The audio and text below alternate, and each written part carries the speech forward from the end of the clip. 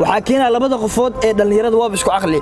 qof kale aqli dhaama ma jiro oo wax ka roonaan karo laakiin hadii qofka midkood uu daahaan ama aqli ahaan uu ka fiican yahay reerkaas boqolkiiba boqol wuu jiraya laakiin markay labada qof isku daayihiin isku aqli yihiin isku aqoon yihiin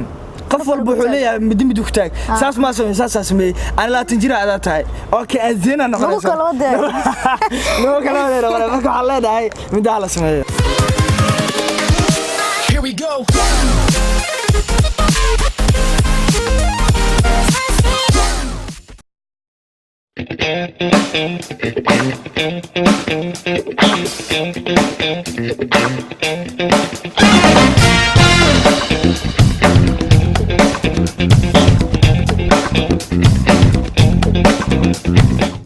وعنا ونكسن صاحب يالكو سو دواده channelka maanta barnaamijka waxaan uga hadli doonaa channelkani lix qodob oo lagu gaaro sararada guurka iyo jacaylka iyo farxadda ku dhisan hadba muuqaalka maanta waxa uga hadli doonaa qodobkaasi waxaan ila falaqay doona garabkeyga bidix saaxiibkeyga Bashiir Beerdaro marka hore ugu horeyn soo dhawaad Bashiir Beerdaro waa maasantahay sagal adigii saaxiibada ku taxan channelka kuleeba lixdan qodob ee lagu gaaro guusha jacaylka ama sareedada ayaynu soo gudbinaynaa waa faraqeynayna marka soo dhawaada hadii aad hore noola joogtay channelka subscribe like oo share garay dabcan nala socdo intaasi markaan ka soo gudubno Bashiir Beerdaro markaan waxaan u gudagaleynaa dhanka iyo muuqaalka maanta waxyaabo ugu soo talagalna daawadayaasha qodobka koowaad hadii aan ku bilaabno waxaan la oranayaa in wax walba la isku cadeeyo oo aan wax la kala qarsan inta badan khilaafka guurka waxa sabab u ah in aan waxba la isku cadeyn in arrimo badan oo mugdi ku jiro la soo bandhigi waayo oo mugdi fara badan uu lamaanihi soo kala dhaxgalo qof kasta waa inuu isku dayaa inuu dhan kale aan waxba ka qarin waxa la leeyahay in labada qofood lamaana aha waxa fiican in wax walba isku cadeeyaan aysan waxba kala qarsan hadba arintaasi maxaa kaaga baxay waa maasantaa sagal runtii waa qodobo xul ah oo aan idin soo xulnay oo rajaynayna ka faa'iideystaan dadka lamaanaha ah ee haasa wadaaga markii la fiiriyo labada lamaane in ay dabcan wax walba isku cadeeyaan waa qodob loo baahan yahay oo daruuri ah hadii aan labada qofood waxa isku qabaan oo qalbiga sida dhabta ugu jira aan la isku sheegin gaabisi waxa imaanaya daacaddarooyin jacaylkaas hada uu dhamaado waa waxyaabo ugu badan oo hadda ma la isdhigi kara qoysaska u burburaan waa dabcan way jirtaa runtii sababtoo ah waxa arkaysa in ninkan uu shakaysan yahay gabadhana ay shakaysan tahay mar walba labada qofood ay isku maqayn marka waxa taas keenaysa in labada qofood waxa iyagu isku qabeen aan isku bandhigin oo qof walba tuun iyo shaki ku jiro Bashiir qodobka labaad hadii aan soo qabano ayaa wuxuu noqonayaa ka qaybgal in hawlaha qaar la wada qabto waa waxyaabaha ugu muhiimsan ee guurka inuu guuleysto keeni kara sida in hawsha guriga la wada qabto in shaqada guriga aad wax ka qabato ragnimadaada hoose uma dhigayso taabadalkeeda waxay muujinaysaa jacaylka iyo naxariista aad lamaantaada u hayso qodobkan baa oranaya Bashiir in saaxiibtaada ama xaaskaaga shaqada guriga aad la qabato ragnimadaada hoos uma dhigayso runtii sagale waa muhiim rag badan ka faana in gabadha xaaskooda ay caawiyaan shaqada guriga ay la qabtaan gabadha boqol qofood ma aha laga yaabo in qof kale caawiyo uusan jirin adigana dabcan aad joogtido iska fadhiisid iyadana ay dhibaatoonayso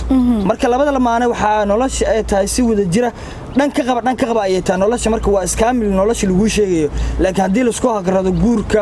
oo labada qofood qofna u dhibaatoodo qofna uu iska jiifo oo qofkan uu caawin waayo taas waa ixtiraam daro rag qaar koodna sagale waxa arkaysa inay ka faanayaan oo dabcan hadii gabadha xaaskooda wax u qabtaan waxay leeyihiin ragnimadeeda iyo sidoo kale kartideeda ayaa hoos u dhacaysa marka wax la yaabo romanticnimada ayay qayb ka tahay gabadha waaba sii kasbanaysa jacayl xad dhaafa ayaaba ay kugu sii qabaysaa marka waxa leenahay reeraha iyo gabdhaha oo la sii caawiyo jacaylkeeda dabcan kor u sii qaadaysa waana sir ay ogow marka aragtid dhanka iyo qoysaska Soomaalida oo kale markii la isoo wada qabo ma arkaysid buu ku yar yahay nin caawinayo xaaskiisa ama qoftii uu qabay dhammaantood waxaa la israa waxa ku soo gursado waxa waay inaa hawsha guriga qabatid waa adi guriga hawsha qabanay ana shaqada banaanka baa qabanaya waxa moodaa in uu Said nagu yar way jiraan niman qaar oo xasaskooda caawiyo nimankaas aad bay u mahadsan yihiin ku sii dadaalaan badhiileen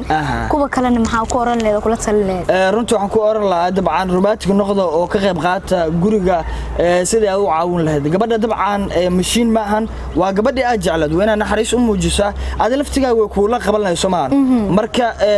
arrimahan dhaqan ee badana ku fuuleeyeen oo raggiina isweynayaan de gabadha waaba jeceshay oo reerkeeda adag ka soo wato gurigaaga keensatay ma in kaligeed ay dhibaato oo fiiraha ka jibis miya waa maya dabcan wada jiraatiin wax walbana wada jir u qabsada oo gabadha caawi hadii ay dabcan wax karinayso wax la kare runtii waa romantignimada waa naxariista waa kalgacalka gabadhaasna qalbigeeda meel weyn ka hananaysa marka waxa leenahay lagu dadaalo Bashir qodobka saddexaad hadii aan soo qabno qodobkan baa dhahay saamaxaad iyo gacan furnaan in la is saamaxo waxban aan la iska hagran waa astaan lagu yaqaano jacaylka dhabta ah isfahamka iyo saamaxida waa wadada ugu muhiimsan ee nagaashiyaha guurka lagu gaaro aadiya sagale markii loo fiiriyo waxa la yiraahdaa carab ilka isugu dhow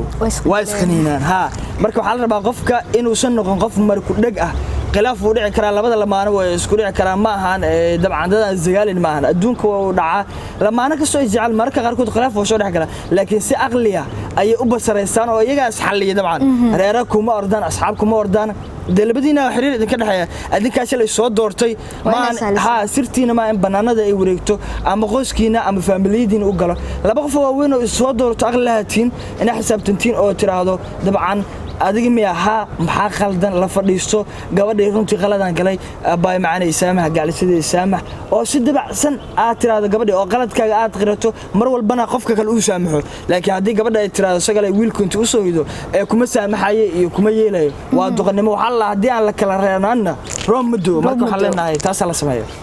qodobka afraad hadii aan soo qabano Bashir qodobkan baa oranaya run sheegay iyo ixtiraamka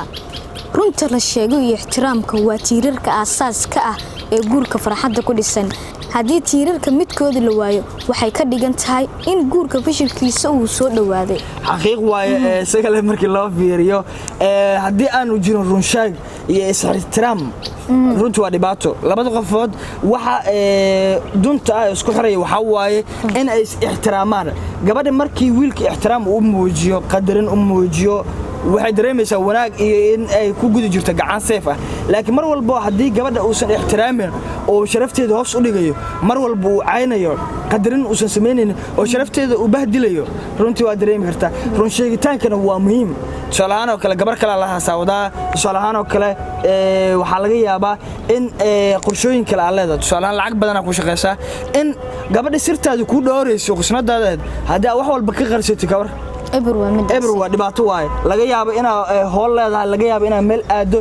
gabadhina ay maantana jiga kugu jirto adna maqaayadii meel kale asaga jirto oo dhibaatoonayso marka ay maad hadaa tiraado ka waran waxba uma baahnay codadii dhibaata dilayso mar walba tilaabo walba qaadayso u sheeg gacaliso aniga meelan ka cazumanahay caawaas wareerin waxaagan ana ku soo qaadayo kale gabadha Soomaaliyeed kale mushaarkaaga kale ama hoolaha kale u sheegtay laakiin ragga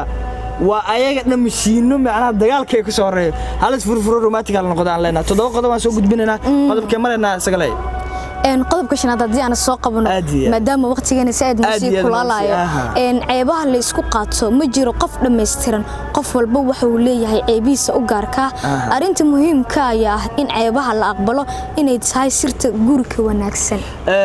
sagalay aqliga bini'aadamka nadiifka wuxuu sheegayaa in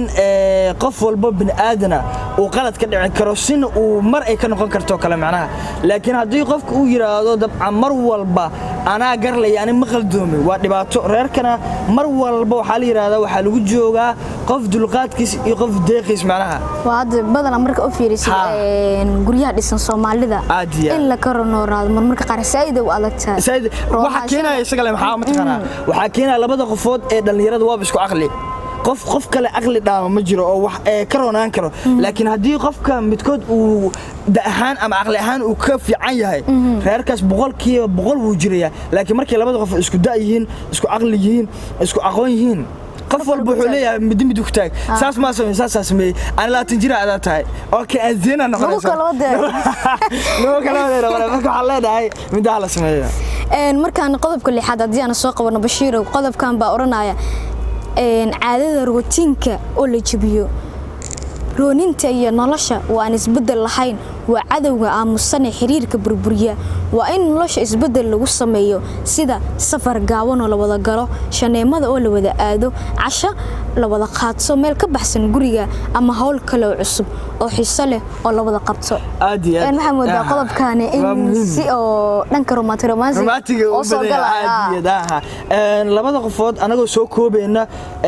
sagale waa muhiim gabadha mar walba in ay guriga ku jirto ma ahan inay farxad soo dareento kulkulin dareento banaanka u soo bixiso dalxiis aageeso casho kidis ayadoo ku tashanaynin oo kale wado shalahan oo kale inta wado oo tiraado dabcaan si kidis oo kale meel gaar inta tagtaan filan ama waxyaabo qurux badan oo madadaalo ah oo riwaayado kale aad daawataan laftigeedana waa muhiim waxaa moodaa in qodobkaasi si gaar ah u taawanayo loogu tala siinayo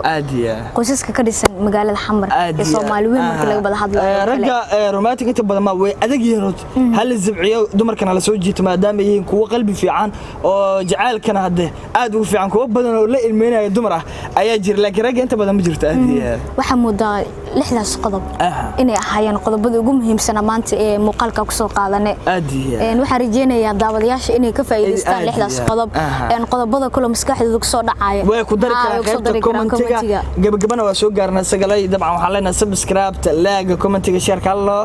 channelka xanana uu yahay daraasada hadda baryaan cashiro jacayl oo qoysaska iyo guulaha iyo waxyaabahaas ayaa channelka si gaar baryaan focus ugu saarana waana wadi doonaa aad baad u mahadsantiin sagal iyo aniga iyo Sharmarko noo duubay dhamaanteen nabadgelyo. Here we go.